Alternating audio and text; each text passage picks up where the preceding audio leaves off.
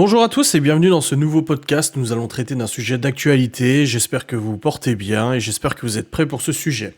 Si vous n'avez pas été informé de ce qui s'est passé à propos de tout ça, c'est que vous ne suivez, à mon avis, pas trop les médias et tout ça, ce que je peux comprendre vis-à-vis de... Vous savez que moi, mon opinion sur les médias n'est pas forcément très bonne, mais ça a beaucoup tourné sur les réseaux sociaux et tout ça. Il s'agit en fait d'un jeune TikToker qui a fait des TikTok très polémiques et qui a comme ça engendré énormément de haine contre lui, énormément de scandales, énormément d'indignation de la part de l'opinion publique. Je vais du coup détailler un peu ce qui s'est passé chronologiquement pour ceux qui n'ont pas suivi, ceux qui ne sont pas au courant. Je préférais faire ce contenu en podcast tout simplement parce que pour moi je n'ai rien à vous montrer et je ne voudrais même pas en fait partager ces TikTok, vous les montrer tout ça parce que je trouve que ça serait tout simplement refaire du buzz et tout ça, donc je citerai même pas le TikToker, vous pouvez aller chercher sur Google ou quoi que ce soit, mais j'ai pas envie de diffuser ce genre de contenu. En soi, il y a rien de grave dans ce qu'il a fait, il y a rien de réellement grave, il a tué personne, il a agressé personne ou quoi que ce soit, mais ce qu'il a fait reste quand même vachement choquant pour beaucoup de monde, et moi en premier. Alors, ce jeune TikToker de 18 ans, qui a un compte TikTok depuis un petit moment, fait régulièrement des TikTok avec un ami, etc. Voilà, c'est apparemment un jeune homosexuel, je crois, hein, attention, je prends ça avec des pincettes parce que j'ai pas trop voulu me renseigner sur lui dans la mesure où ça m'a tellement gonflé de l'entendre dans les médias que je me suis dit, alors, il me fait monter la moutarde de nez avec son petit comportement, voilà. Donc, il faut savoir que ce jeune TikToker a fait une vidéo TikTok avec un ami à lui, dans une église française, apparemment pas loin de chez moi d'ailleurs, dans une église française où il s'est amusé à danser en crop top. Donc crop top, vous savez, c'est les hauts, on voit le bas du ventre et tout ça, et il a twerké dans une église. Voilà, une église catholique et tout ça. Il a fait ce TikTok, ça a soulevé énormément d'indignation, beaucoup de messages et tout ça, ça a fait un petit peu le buzz sur internet et tout, les gens ont commencé à s'indigner, il y a énormément d'influenceurs, de youtubeurs qui en ont parlé, surtout des youtubeurs assez nationalistes, de droite, extrême droite, assez nationalistes, et surtout croyants, catholiques et tout. Donc c'est vrai que c'est comme ça que ça a un peu monté le buzz par le repartage des gens et tout, et ce jeune a été invité du coup une première fois dans l'émission de Touche pas à mon poste de Cyril Hanouna. Voilà. Dans cette émission, il a expliqué avoir voulu faire ce TikTok pour soutenir la cause LGBT, etc. Que voilà, c'était un moyen de contrer l'homophobie, les violences faites aux homosexuels et personnes LGBTQ, etc. Je connais pas le terme exact, vous m'excuserez. Que voilà, c'était une manière de marquer qu'il n'a rien fait de mal, fallait pas s'indigner comme ça, que c'était pas de l'irrespect ou quoi que ce soit, mais c'était une forme de provocation. Il me semble qu'à cette première intervention dans Touche pas à mon poste, parce que j'ai vu l'intervention suivante, pas la première, il aurait exprimé quelques excuses, voilà, il se serait dit, voilà, c'était peut-être pas forcément la bonne chose à faire, mais il regrettait pas forcément de l'avoir fait. Le problème, c'est que le lendemain ou quelques jours après son passage dans Touche pas à mon poste, il a recommencé avec une nouvelle vidéo sur TikTok, dans une église, à nouveau à danser. Alors il danse en fait en se mettant en scène en disant oui, je suis désolé pour toutes les personnes que j'ai offensées, la prochaine fois je me corrigerai. Enfin, tu comprends bien qu'au-delà de ce message soi-disant il se corrigera, il est désolé, il n'est absolument pas désolé. D'ailleurs, il recommence dans une église, il recommence à danser n'importe comment dans une église selon moi, et il remet de nouveau de l'huile sur le feu. Suite à du coup ce deuxième TikTok, là c'est là où ça s'est vraiment enflammé, surtout que juste avant de faire ce deuxième TikTok, il me semble avant ou après, mais un court moment, il a fait un communiqué de presse dans lequel il expliquait qu'il s'était bardé d'avocats, qu'il était protégé par de nombreux avocats et qu'il ferait le nécessaire pour porter plainte contre toutes les personnes qui parleraient mal de lui, l'afficheraient, le menaceraient, etc., etc. Voilà, le mec, il s'est bardé d'avocats, il s'est bardé d'une défense colossale. D'ailleurs, l'influenceur youtubeur Papacito, qui est un influenceur de droite assez forte et surtout croyant, catholique et tout ça, avait fait quelques stories que j'ai vues moi en direct, quelques stories où clairement il s'énerve contre ce jeune en disant voilà, il faut lui mettre des tartes, des mandales, etc., a reçu la visite de la gendarmerie quelques heures après. Donc ça a été très rapide. Vous voyez que la gendarmerie, parfois, elle peut intervenir rapidement. Alors quand tu portes plainte pour du harcèlement, ça peut prendre 3 ans, mais par contre, là, ça intervient rapidement. Bon, ça, je m'éloigne un peu du sujet. Bref, dans tous les cas, il y a eu l'intervention de la gendarmerie, et ils ont réinvité ce jeune TikToker, du coup, dans Touche pas à mon poste, donc l'émission poubelle. Moi, je déteste cette émission, l'équipe et tout ça. Bref, je peux pas les piffrer. En invitant aussi un autre youtubeur, Baptiste Marchais, que je suis aussi sur les réseaux, de Ben Jensigar, de la chaîne Ben Jensigar, qui s'est exprimé exprimés, donc lui aussi un très croyant, catholique, pratiquant et tout ça, qui se sont exprimés les deux du coup sur ce sujet. Donc le gamin, moi j'ai vu l'intervention, donc on a carrément un gamin qui est complètement c'est mon opinion, je n'accuse pas, encore une fois, je fais attention à ce que je dis, mais ce gamin, pour moi, c'est carrément un gamin qui est complètement paumé et complètement timbré. Il est juste con. Voilà, il a parlé qu'il ne regrettait de nouveau pas sa deuxième intervention dans l'église, que il a peut-être offensé des gens, mais en même temps, il a le droit de faire ce qu'il veut. Par contre, il s'est vachement désengagé de la cause LGBT en disant que c'était pour lui-même qu'il l'a fait et non pas pour défendre la cause homosexuelle et tout ça. Parce qu'à mon avis, les groupes LGBT ont dû lui tomber dessus aussi, hein. De toute façon, faut pas rêver. Il a parlé du harcèlement qu'il recevait, des menaces de mort qu'il recevait, qu'il y a des gens qui sont allés à son domicile pour parler à ses parents. Apparemment, sa maman, à ce gamin, le défend aussi, lui trouve des excuses et tout. Enfin bref, ça a fait vraiment un gros buzz médiatique. Ça lui a fait une exposition médiatique énorme, mais ça, on y viendra après. Et l'émission s'est terminée comme ça, où il a dit voilà, c'est bon, je le referai plus, c'était une vidéo brouillon et tout.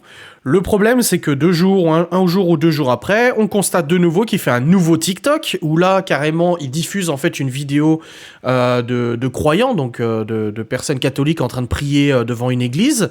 Et en fait, il diffuse cette vidéo et il fait des mimiques derrière. Donc il s'exprime pas, mais il fait des mimiques comme ça, avec un air de dégoût, en se disant c'est quoi ces gens, en rigolant un peu, en ricanant. Tu vois que le mec, en fait, il se fout complètement de la gueule des gens qui sont en train de prier. Et là, franchement, c'est une 3e provocation. Je veux dire, il faut arrêter au bout d'un moment. Donc je vais en venir à mon opinion sur ce sujet. Déjà, dans les points qu'on peut relever, c'est que le gamin, en fait, voulait du buzz. Le buzz, il l'a eu. Il a une exposition médiatique colossale. Alors, il dit, oui, ça m'a apporté que des problèmes. Non, on sait très bien qu'à l'ère du tout numérique actuellement, on le voit, par exemple, avec le film L'arnaqueur de Tinder, le mec, il est en train de se faire vendre une émission de télé-réalité. T'as beau être un gros connard, t'arrives toujours à t'en sortir et les gens s'intéressent à toi.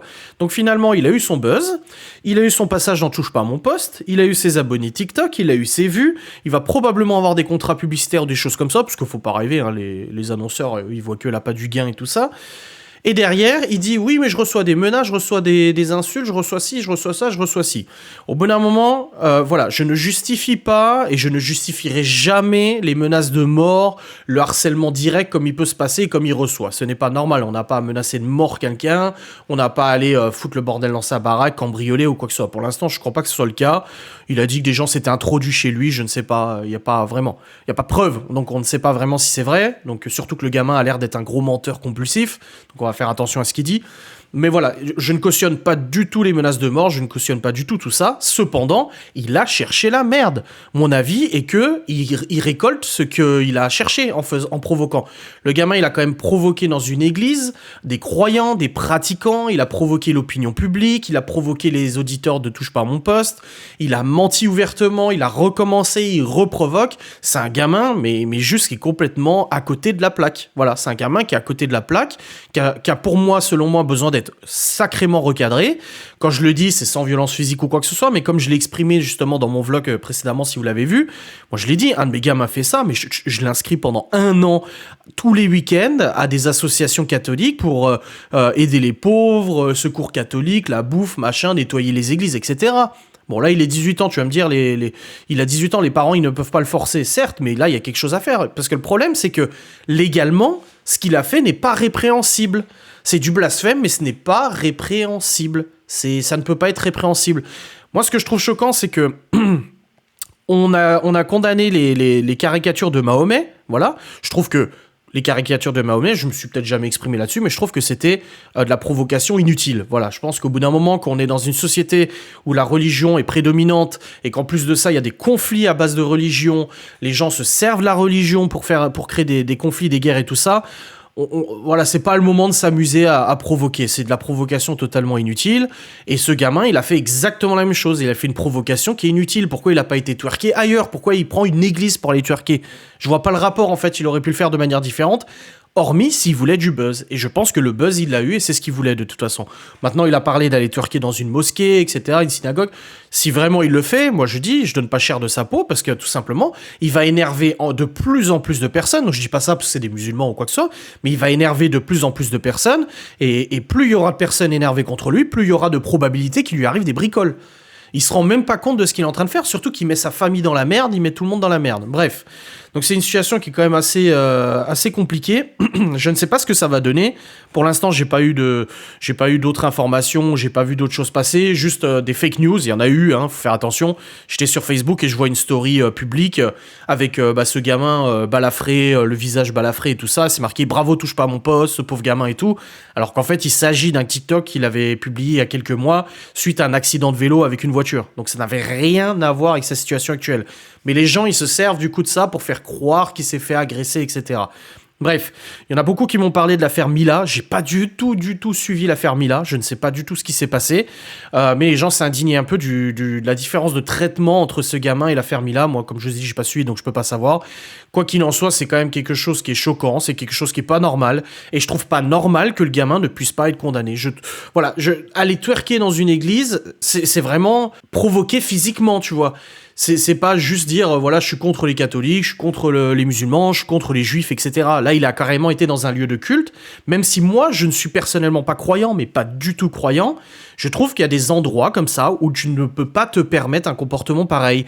Il y a des gens qui sont croyants, il y a des gens qui ont la foi, que ça soit en Allah, en Jésus, ou quoi que ce soit, il y a des gens qui ont la foi, et c'est pas normal que d'autres puissent aller interférer dans cette pratique, dans cette religion. Voilà, je suis contre ce genre de pratique. Je suis contre la dégradation des tombes. Je suis contre le fait d'aller accrocher des têtes de porc sur les portes d'une mosquée, comme on peut aller aussi taguer une église, etc. Je suis contre tout ça parce que je trouve que la religion fout déjà assez le bordel dans notre monde pour pas rajouter de l'huile sur le feu. À part si les gens, c'est ce qu'ils veulent. Et ça se trouve, il y en a, ils veulent rajouter de l'huile sur le feu et ils s'en servent comme ça. Moi, je sais que même n'étant pas croyant, il m'est arrivé de visiter des lieux religieux. Là, dernièrement, je suis allé dans une église pour des obsèques, malheureusement. Mais j'ai un profond respect pour ces églises parce que je trouve que la foi des hommes peut créer de belles choses, voilà. J'ai aussi, par exemple, visité une grande mosquée en Égypte. Quand je suis arrivé pour la visite de la mosquée, la mosquée était quasiment vide, voilà, c'était presque vide. Et on m'a demandé de m'habiller, voilà, même mon ex-femme, on lui a demandé de mettre un voile, etc. Et ça ne m'a pas choqué, j'ai pas trouvé ça choquant parce que c'est juste le respect du culte. En opposition à ma visite d'une mosquée en Turquie, où là, la Turquie qui est un pays laïque, voilà, beaucoup de gens ne le savent pas, mais la Turquie est un pays normalement laïque, où on a eu l'occasion de visiter une mosquée, et par contre là, je me suis senti super mal à l'aise, parce qu'on a visité une mosquée en pleine prière des musulmans, où on était en fait à l'étage et on pouvait voir les musulmans prier en bas, voilà, sur leur tapis, faire leur prière et tout ça, avec l'imam et tout, et j'ai trouvé ça super malsain. En tant que touriste, c'est beau qu'on puisse découvrir des choses, mais je trouve pas normal qu'on puisse se poser dans une église pendant qu'il y a des croyants qui sont quand même très croyants, viennent faire leur prière plusieurs fois par jour, voilà, devant l'imam et tout ça, et nous on est là en train de les regarder, on avait des casquettes, enfin moi j'avais retiré ma casquette, mais il y avait des gens qui avaient leur casquette, et puis s'amusaient à parler, prendre des photos et tout. Moi, ça m'a choqué. Franchement, je vous le dis, ça m'a choqué. Et pourtant, beaucoup de gens me croient intolérant vers la religion ou quoi que ce soit, mais moi, ça m'a choqué. Je me suis senti super mal à l'aise pour les croyants qui étaient en train de prier. Voilà, on les a vus en train de faire les ablutions avant, il me semble que ça s'appelle comme ça. Rentrer dans la mosquée, prier, puis nous, on était là en train d'être spectateurs de ça, et je trouvais pas ça correct du tout. Bref, c'est assez compliqué. Après, comme je dis, moi, je suis pas religieux, donc je me sens pas blessé en moi, mais je trouve que c'est complètement stupide et inutile de faire ça. Vraiment, c'est inutile. Et ce gamin, il a juste rien compris à l'histoire, de toute façon. Bref, j'espère que ce petit podcast à ce sujet vous aura plu. J'espère que je vous aurai informé si vous ne l'étiez pas et que mon opinion que je vous ai partagée vous aura aussi aura satisfait votre curiosité. Parce qu'encore une fois, je vous demande pas d'adhérer à mes opinions ou quoi que ce soit. Chacun est libre de penser ce qu'il veut. Moi, en tout cas, voici mon opinion et j'espère qu'elle sera aussi claire que possible pour éviter qu'on modifie encore une fois mes propos, qu'on me fasse dire ce que je n'ai pas dit. Je vous fais des bisous et je vous retrouve très vite pour un nouveau podcast.